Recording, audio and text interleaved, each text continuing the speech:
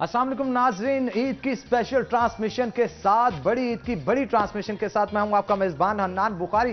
दुआ करते हैं कि नाज़रीन आपकी ईद खुशियों भरी गुजर रही हो। इसी दुआ के साथ आज के प्रोग्राम को आगे बढ़ाते हैं। आज खास तौर पे ईद का दिन है और ईद के दिन हम स्पेशल मेहमानों के साथ स्पेशल जगह पे मौजूद हैं। मुख्तलिफ खाबे खाए जाएंगे और इसके साथ साथ चटपटी गुफ्तगू जो है वो की जाएगी। मेरे साथ जो मेहमान आज ईद के मौका पर मौजूद हैं, सबसे पहले आपको उनका तारुफ करवाता चलूं। हमारे साथ मारूफ एक्ट्रेस फरीहा मौजूद हैं, फरीहा खान। फरीहा, वेलकम करते हैं आपको शो के अंदर और बहुत शुक्रिया आज ईद के दिन आपने हमें टाइम भी दिया। और उनके साथ साथ हमारी फैसलाबाद का न्यूट्रिशन में बड़ा नाम है इरम मौजूद हैं। तो इरम, आपको भी वेलकम करते हैं। ईद की खुशियां हमारे संग बिता रहे हैं तो बड़ा खुश हैं हम। और उनके साथ साथ हैरी मौजूद है। हैरी, आपकी स्माइल हमें बता रही है ईद काफ़ी अच्छे से गुजर रही है आपकी और काफ़ी खुश नज़र आ रही है। और उनके साथ साथ हानिया मौजूद हैं।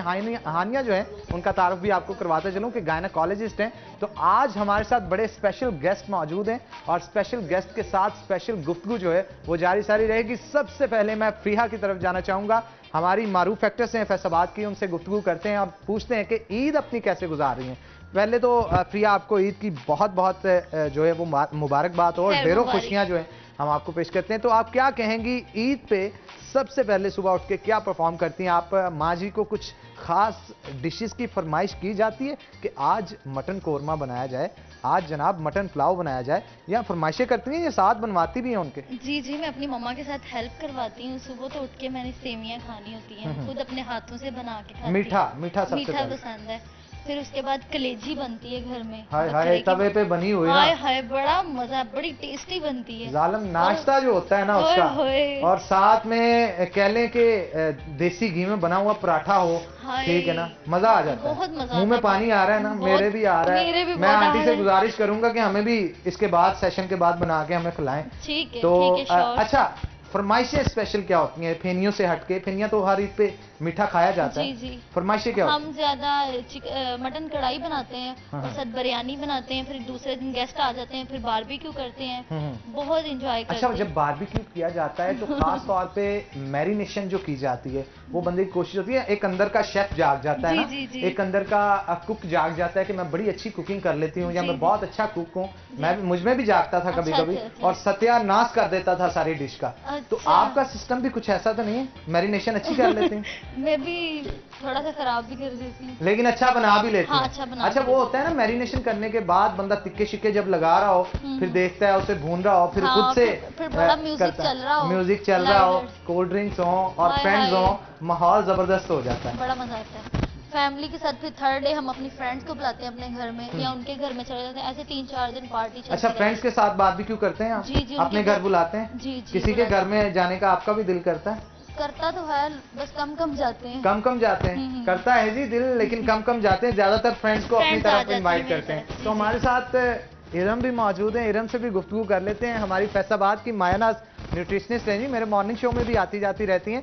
खास तौर पे मैंने ईद के शो में इन्हें इसलिए इनवाइट किया है कि हमारे ईद पे बहुत सारे लोग होते हैं जो कि इस कदर ज़्यादा गोश्तखोर हो जाते हैं इरम कि पेट भी ख़राब हो जाता है, गैस्ट्रो भी हो जाता है, डायरिया भी करवा लेते हैं और ईद खुशी खुशी गुजारने की बजाय टेंशन में गुजार देते हैं। आप क्या सजेस्ट करेंगी कि मटन खाना हो तो एक वक्त में कितना कंज्यूम करना चाहिए? अगर आपने बीफ से बने कबाब खाने हो कितना कंज्यूम करना चाहिए? ओवरऑल जरा डाइट प्लान बता दें ताकि हमारी ऑडियंस जो देख रही है उनको जरा पता चल सके कि अपनी ईद पे अपने आप को कितना कंट्रोल में रखना है। देखिए, हमें तो पूरा ईयर ही अपने आप पे कंट्रोल रखना चाहिए क्योंकि हम लोग जो मुसलमान हैं वो गोश्तखोर भी हैं और सब्जी खोर भी हैं। तो जब हम लोग गोश्तखोरी में आ जाते हैं यानी ईद के इन दिनों में, तो स्पेशली कोलेस्ट्रॉल का मसला जो है इसके बाद बहुत ज़्यादा आता है। डायरिया, गैस्ट्रो, ये सब सीजनल बीमारियां हो जाती हैं। इसमें तो तब प्रॉब्लम आती है जब हम एक कोल्ड ड्रिंक्स का बहुत ज़्यादा यूज़ करते हैं। जब हमारे घर पे गेस्ट आते हैं, हम लोग खाने के फ़ौरन बाद कोल्ड ड्रिंक्स ले लेते हैं। फिर ये जो सैचुरेटेड फ़ैट होता है हमारा, इस फैट से क्या होता है कि जब ये फ़ैट जमा हुआ होता है बीफ में, अक्सर अगर आपने बनाया हो तो वो गोश्त के या सालन के अंदर जो घी होता है, चाहे वो ऑयल में बना हुआ, जम जाता है। तो इसी तरह से हमारे अंदर आर्टरीज एंड वेन्स में भी यही प्रॉब्लम होती है और इसी प्रॉब्लम के साथ हम जब कोल्ड ड्रिंक ऊपर से पी लेते हैं तो वो हमारी वेन्स एंड आर्टरीज में ब्लॉकेज हो जाती है। अच्छा, इज दैट ट्रू इरम के मटन के अंदर फैट कंटेंट ज्यादा होता है और जब आप इसे चाहे ऑयल के अंदर बनाएं फिर भी उसके अंदर फैट कंटेंट काफी ज्यादा होता है, बीफ के अंदर ये ज्यादा होता है, बीफ के अंदर ज्यादा होता है। बिल्कुल। और जो लोग घरों में बीफ बनाते हैं उनको आप उसकी कंजप्शन के हवाले से क्या पैगाम देंगे, कितना कंज्यूम करना चाहिए और किस तरह से पकाना चाहिए ताकि हेल्दी डाइट जो है वो अपना सकें? देखिए पोर्शन कंट्रोल में ही लेना चाहिए, यानी आपका मीट का पोर्शन जो है, चाहे वो बीफ है चाहे मटन है, उसका पोर्शन आपका 30 to 40% रहना चाहिए। उसके साथ चपाती या फुल्का जो है, गंदम की रोटी का इस्तेमाल करें, नान वगैरह के इस्तेमाल से परहेज करें। फिर उसमें आप सैलेड का इस्तेमाल यानी खीरा, तर और टमाटर और प्याज, इस चीज़ का इस्तेमाल ज़्यादा करें। ये वैसे ही मतलब मौसम इस तरह का, इसमें प्याज का इस्तेमाल ज़्यादा कर लेना चाहिए। देन उसके बाद में हमें कोल्ड ड्रिंक का इस्तेमाल बिल्कुल बंद कर देना चाहिए। बाद में कोल्ड ड्रिंक नहीं पीनी चाहिए। अगर आपने पीना है उसके साथ ग्रीन टी का इंटेक कर सकते हैं। ग्रीन टी का इस्तेमाल सबसे ज़्यादा करें, गर्म पानी का इस्तेमाल ज़्यादा करें। चिया सीड्स इसके लिए बहुत अच्छे होते हैं, बड़ा अच्छा मेटाबोलाइज कर लेते हैं। अच्छा, खास तौर पे ये तो देखा जाता है कि घरों के अंदर मटन भी तैयार हो रहा है, बहुत सारी और चीजें, सब्जियों को बिल्कुल इग्नोर कर दिया जाता है, उस हवाले से भी कुछ बताएं। देखिए फर्स्ट डे तो बिल्कुल हम पे ये लाजिम हो जाता है कि हमने कलेजी गुर्दे के साथ हमने गोश्त ही सिर्फ बनाना है, या हमने कबाब बड़े शौक से फर्स्ट डे बनाते हैं। उसके बाद फ्रीज हो जाता है। फ्रीज होने के बाद हम सब्जियों का इस्तेमाल करते हैं। फर्स्ट डे तो तौहीन समझते हैं हम लोग कि सब्जियों का इस्तेमाल नहीं करना चाहिए। तो मतलब सब्जी आप इस्तेमाल करें, लेकिन अगर आप सिर्फ गोश्त का इस्तेमाल कर रहे हैं तो पोर्शन कंट्रोल, यानी आप कार्बोहाइड्रेट, वेजिटेबल एंड फ्रूट्स का इस्तेमाल जो है वो लाजमी करें। और कोल्ड ड्रिंक्स बिल्कुल बंद कर दें जिससे आपकी शरीयाने ब्लॉकेज ना हो। मतलब फ्रूट्स का भी इस्तेमाल होना चाहिए, जूसेस का भी इस्तेमाल होना चाहिए। अच्छा, डिस्पाइट दैट अगर हम खास तौर पे थोड़ा पर्सनल लाइफ के हवाले से गुफ्तगू करते हैं, आपको क्या पसंद है, आप किस तरह से अपनी ईद के ऊपर कुकिंग करती हैं या करवाती हैं, या क्या क्या बनवाती हैं मम्मा से और क्या क्या खाती हैं, क्योंकि आप एक रोल मॉडल है हमारे माशरे के लिए, न्यूट्रिशनिस्ट हैं। तो आप बताइएगा कि आप अपनी ईद किस तरह से गुजारते हैं? पहले तो बस ये होता है कि घर में जब कुर्बानी होती है उसके बाद कलेजी गुर्दे जो हैं वो आपको बताया कि हमारी सोसाइटी में तो वैसे ही फर्ज होते हैं हम पे, टकाटक बनाया जाता है तवे के ऊपर, वो रात का होता है। और फिर उसके बाद ये होता है नानों के घर चले गए या हमारा कहीं फैमिली फ्रेंड की तरफ प्रोग्राम होता है। पहले तो कुर्बानी में 3-4 तो वैसे ही बच जाते हैं और उसके साथ हमारा फूड जो होता है वो कलेजी का होता है। और अच्छा, अक्सर घरों में ये रिवाज होता है कि बकरा खुद ज़िबा किया जाता है, आप करवाते हैं, खल वगैरह उतरवाते हैं बाबा के साथ, कुछ इस तरह का काम, गोश्त छोटा करवा दिया, बोटी छोटी बड़ी करवा दी? मैं देखती भी नहीं हूँ इसलिए क्योंकि अजीब से खौफ आता है खून को देख के, और फिर सामने जब एक जानवर आपके सामने बड़ा होता है, ग्रो अप होता है, तो मतलब एक अजीब सी फीलिंग होती है और दुख हो रहा होता है। एक बकरा जो घर के अंदर आता है हैरी, तो उसके साथ एक लगाव हो जाता है, किसी भी शख्स के साथ भी अगर थोड़ा दिन रहा जाए उससे भी लगाव हो जाता है। तो बकरा जब खास तौर पे घर में आता है, 3-4 दिन रहे हैं, उसे घुमाने लेके जा रहे हैं आप, तो इससे ये होता है कि एक लगन, एक लगाव उसके साथ हो जाता है, और उस लगाव के बाद जब उसे ज़िबा किया जाता है तो दिल बड़ा दुखता है। तो वो हम जानेंगे कि ख़ास तौर पे आप ईद कैसे गुजारती हैं अपने घर के अंदर। ईद के हवाले से हमें थोड़ा सा गाइड करें ताकि लोगों को पता चल सके, शूट्स से हटके, एक्टिंग से हटके, टीवी सीरीज से हटके आप ईद कैसे गुजारती हैं अपने घर? एक्चुअली मुझे कुकिंग का बहुत शौक है, मैं कुकिंग खुद करती हूँ। मटन, बीफ, हर चीज़ में खुद, कबाब, हर चीज़ में खुद बनाती हूँ। इवन के बारबेक्यू हो तो उसको मैरिनेशन हर चीज़ में खुद करती हूँ। अच्छा, पहले तो हम प्रिया के मेहमान थे, मुझे लगता है आपकी तरफ मुझे अब आना पड़ेगा, मजे मजे के खाने हमें बना के खिलाएं ना हैरी। आप, मुझे पता ही नहीं था हैरी के अंदर एक शेफ छुपा हुआ है, तो मुझे पता होता तो मैं प्रोग्राम सारा आप ही के घर रख लेता ताकि वहाँ पे हमें मजे मजे की डिशेज, यहाँ पे तो मिल रही है लेकिन हैरी के हाथ की खाने की मिलती है।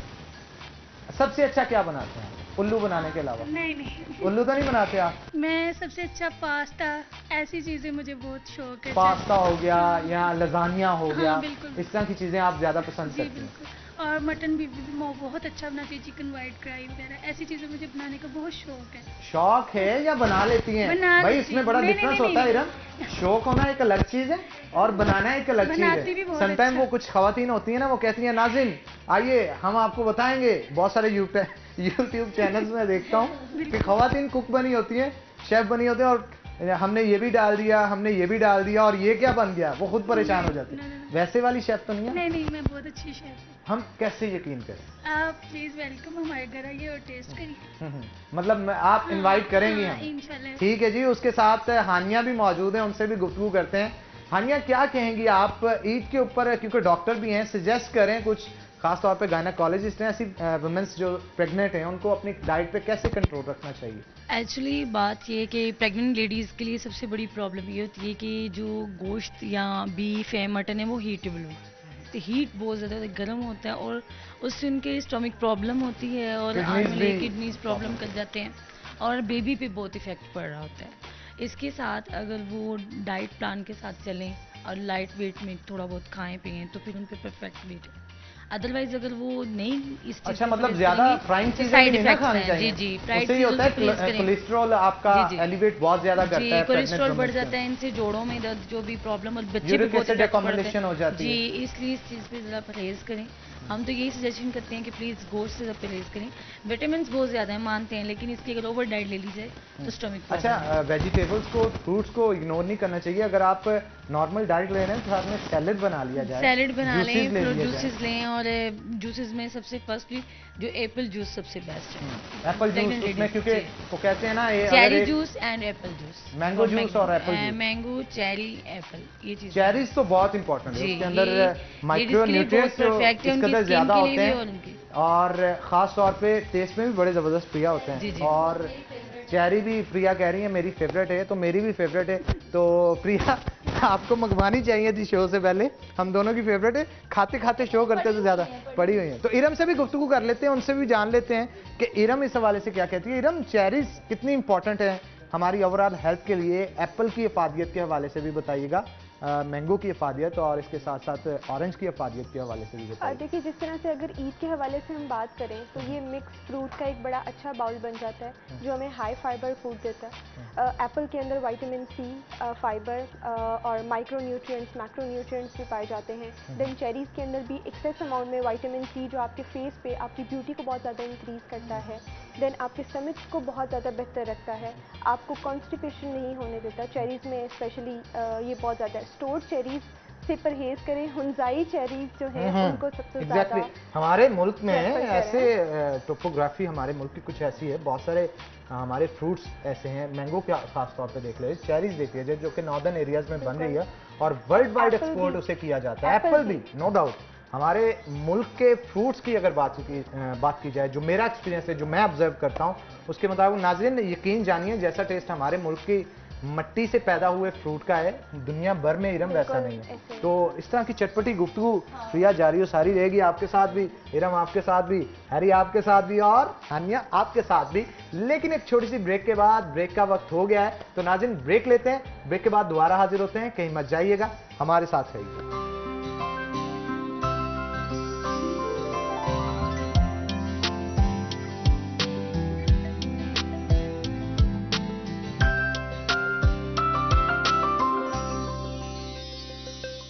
बहुत सारे हमारे फैसलाबाद के जो खास तौर पे जिनके एक्सपर्ट्स होते हैं, खुद इतनी तौंबें निकली होती हैं और लड़के लड़कियों को एक्सरसाइज लगवा रहे होते हैं। जनाब, आप पहले खुद फिट हों।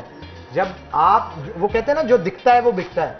तो अगर आप खुद अच्छे दिखेंगे, खुद डाइटिशियनिस्ट लगेंगे और खुद दिखेंगे कि जनाब ये खुद अपनी डाइट पे बड़ा कंट्रोल करता है, बड़ा हसीनो जमील है, अपने बालों की केयर करता है, अपने फेस की केयर करता है, अपनी फिजिक की केयर करता है, देन आपसे रिकमेंडेशंस लेने के लिए लोग आएंगे। ये मैटर करती है चीज़, बहुत ज़्यादा मैटर करती है। अब पिछले दिनों ऐसे हुआ था कि बहुत ज़्यादा मैं अंडरवेट हो गई थी और BMI भी मेरा थोड़ा रिड्यूस हो गया था, तो देखने से भी मैं थोड़ी सी वीक लग रही थी। अच्छा, अब मेरे पास एक पेशेंट आता है और वो मुझे बोलता है आप खुद इतनी स्मार्ट हैं और आप हमें क्या प्लान बताएंगी? मैंने कहा जो मेरा नॉलेज है मैं आपको वो दे दूंगी। अच्छा, बात ऐसे भी होता है ना, इतनी मोटी खवातीन बैठी होती हैं और कहा जाता है कि ये डाइट एक्सपर्ट है, मारे ग़िज़ाइयात हैं, तो वो बंदा आके एक बार परेशान भी होता है, यार मुझे बता रही है, खुद कंट्रोल क्यों नहीं करती? कुछ ऐसा होता है बहुत सारे फील्ड के अंदर बॉडी शेप के ऊपर बहुत खास तौर पे जब आप पढ़ रहे होते हैं इस चीज़ को, तो टीचर्स की जानिब से भी तो ये बताया जाता होगा कि आप खुद इंप्लीमेंट करें, देन इंप्लीमेंट करवाएं। बिल्कुल, टीचर्स की जानिब से, क्योंकि वो हमारे मेंटोर्स होते हैं और वो हमें बार बार कहते हैं, लेकिन एट दैट टाइम हम लोग बिल्कुल इस चीज़ को सीरियस नहीं लेते। जब हम प्रोफेशनल लाइफ में आते हैं तब इस चीज़ की कदर होती है कि हम खुद अच्छे लगेंगे तो हम तभी दूसरों को अच्छा बना सकते हैं, अदरवाइज नहीं, चाहे वो कोई भी प्रोफेशनलिस्ट हो। बिल्कुल, हमें खुद अच्छा दिखना चाहिए। जब हम खुद अच्छा दिखेंगे, खुद अच्छे लगेंगे, देन हम किसी को गाइड कर सकते हैं। तो हमारे साथ फ्रीहा भी मौजूद है। फ्रीहा, क्या कहेंगे, कंपटीशन तो बहुत ज़्यादा होता है स्टेज आर्टिस्ट जो होते हैं उनका, और ख़ास तौर पे जो आपकी अदाएं होती हैं स्टेज के ऊपर, आपकी एक्टिंग होती है। अच्छा, ये एक बड़ा मिसकॉन्सेप्ट पाया जाता है कि ख़वातीन जो एक्ट्रेसेस होते हैं उनके डांसेस के ऊपर ही उन्हें पसंद किया जाता है। नहीं, उनकी एक्टिंग बहुत मैटर करती है, एक्सप्रेशन आपके बहुत मैटर करते हैं। आप जो जुगलबंदी हो रही होती है स्टेज के ऊपर, उसे फेस करना और फेस करने के साथ साथ ऑडियंस को फेस करना। ऑडियंस में से भी बहुत सारे लोग जो हैं, लड़की कहते हैं ये बहुत परफेक्ट डांसर है, मगर अपने फेस एक्सप्रेशन अच्छे होने चाहिए। लोग ये नहीं करते बस डांस करी जाओ, बस लोग कहते हैं, अवाम कहती है हमारे साथ मीट हो आप, मीट मतलब हमारे साथ कोलैबोरेशन होनी चाहिए, इन्वॉल्व होना चाहिए आपको। जब तक आप इन्वॉल्व नहीं होंगे, मेरा ऐसा है कि मैं डांस कम करती हूँ, ऑडियंस के साथ ज्यादा मीट होती है, इंटरेक्शन उनके साथ ज्यादा होती है। और खास तौर पे अच्छा, बहुत सारे प्लेस किए आपने, सबसे फेवरेट प्ले आज तक का कौन सा रहा आपका? मेरा फैसलाबाद में। फैसलाबाद में, मुनरवा में? हाँ, मुनरवा में। ज्यादा मैं ड्रामे का नाम? अब ड्रामे का नाम मुझे जब पब्लिसिटी भी बन जाती है तो मुझे ड्रामे का नाम ही नहीं याद होता, स्क्रिप्ट सारा। अच्छा, ये भी एक बड़ा प्रॉब्लम जनाब। मैं जब वहां पे जाता हूँ, बहुत से लोगों का इंटरव्यू करता हूँ, और सारा इंटरव्यू करने के बाद जब उनसे नाम पूछता हूँ तो उनको पता ही नहीं होता, मुझे भी नहीं पता होता। यानी पूरा स्क्रिप्ट याद किया होता है इन्होंने, स्क्रिप्ट डिलीवर भी कर देते हैं और ड्रामे का नाम पता नहीं होता। अब बहुत सारे पुलिसमैन भी ऐसे हैं, उनको पुलिस का जो ऑब्जर्वेशन है वो ही नहीं आ रही होती। MBBS वालों को MBBS की नहीं आ रही होती। PhD मैं खुद हूँ, मुझे पता नहीं आता है कि नहीं आता, मुझे बिल्कुल आता है जी। तो PhD की ऑब्जर्वेशन कईयों को नहीं आ रही होती। जनाब, ये एक फिनोमिना है, हमें बेसिक्स इरम सीखनी चाहिए। बेसिक्स जब हम सीख लेंगे देन आगे जाके माहिर जो है वो बन सकते हैं। तो इरम, आप लास्ट पे क्या पैगाम देना चाहते हैं हमारी ऑडियंस को जो आपको देख रही है कि इस ईद पे किस तरह से ईद गुजारी जाए? क्योंकि खास तौर पे हमारे इस ईद पे बहुत सारे लोग परेशान भी हैं। परेशान इस तरह से हैं कि मुआशी सूरत-ए-हाल क्योंकि स्टक हो चुकी है हमारे पाकिस्तान की। बहुत सारे लोग जो कुर्बानी नहीं ले पाए इस दफा, और बहुत सारे लोग ले रहे हैं, वो किस तरह से ख्याल रखे दूसरों का? मेरी बात सुने, मैं ये कह रही हूँ, सुन रहा हूँ कि अपनी ना जो गरीब बंदे हैं ना, गरीब लोग, उनका ख्याल रखना चाहिए, और ज्यादा से ज्यादा अपनी फैमिली को टाइम दे और बाइक आउटिंग के लिए जाए। आउटिंग के लिए जाएं? हाँ। वैसे कोरोना तो अभी खत्म नहीं हुआ, आउटिंग के लिए कि मैं ये भी कह रही हूँ कि हुकूमत को चाहिए कि रेस्टोरेंट पार्क खोलने चाहिए। हाँ, SOPs को फॉलो करते हो। लोग ऐसे डिप्रेशन हो गया है, अब थिएटर नहीं खो रहे कि लोग थिएटर खोलें और जाएं उधर एंटरटेनमेंट करें और फ्रेश हो जाए लोगों का दिमाग। ऐसे घर अच्छा, ये भी वैसे बड़ा है, हमारे जो खास तौर पे लाहौर के आर्टिस्ट हैं, फैसलाबाद के आर्टिस्ट हैं, वो बड़ा एहतजाज कर रहे हैं कि कम से कम SOPs को फॉलो करते हुए थिएटर्स को खोल देना चाहिए। लोग खुश होंगे इरम, तो खुशी से आपके अंदर डोपामिन भी रिलीज होगा, पुरजोश होंगे तो एड्रेनालिन भी आएगा। उससे ये होगा आपका इम्यून सिस्टम स्ट्रांग होगा, और स्ट्रांग इम्यून सिस्टम के साथ आप बेहतरीन जिंदगी गुजार सकते हैं। तो खुशी लाने के लिए जहाँ 500 लोग बैठाते हैं, 250 बैठा के थिएटर खोल देना चाहिए। आप क्या कहते हैं? मैं तो कहती खोल देना चाहिए, थिएटर खोल देना चाहिए। जनाब, हमारे साथ इमरान मौजूद थे। इमरान, बहुत शुक्रिया आपका, और इन फ्यूचर भी आप हमारे मज़े मज़े के बाल बनाते रहें। तो वक्तन फ़क्तन जो है आपसे गुफ्तगू इस हवाले से जारी सारी रहेगी। हैरी और मैं पोर्टर, ऐसा कुछ हो सकता है, लेकिन नहीं जनाब। हैरी, बहुत शुक्रिया आपका, आप आज के शो के अंदर आए। इस वक्त ऑन स्क्रीन तो नहीं मौजूद, लेकिन हानिया जो है ऑफ स्क्रीन है, तो उनका भी बहुत शुक्रिया। इरम, आपका बहुत शुक्रिया, आप आज के शो के अंदर आए और बड़े मुफीद टिप्स से, खूबसूरती के हवाले से भी और खानों के हवाले से भी जो आपने हमारी ऑडियंस को दिए। और एंड पे जनाब प्रिया, चलें फिर? चलाओ जनाब, मेरे कहने का मकसद है शो से चलते हैं। हाँ। तो आज के प्रोग्राम से अपने मेजबान हन्नान बुखारी को नाज़रीन दीजिए इजाजत। इंशाल्लाह फिर होगी आपसे मुलाकात, तब तक के लिए अल्लाह हाफिज।